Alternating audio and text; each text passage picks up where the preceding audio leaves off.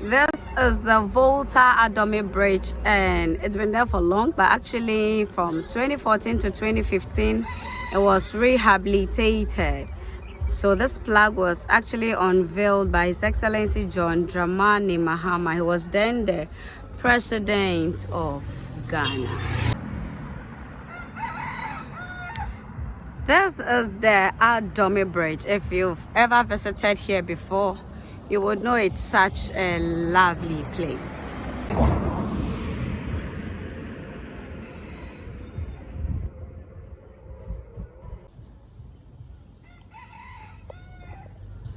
Whenever you visit Ghana, make sure you pass through.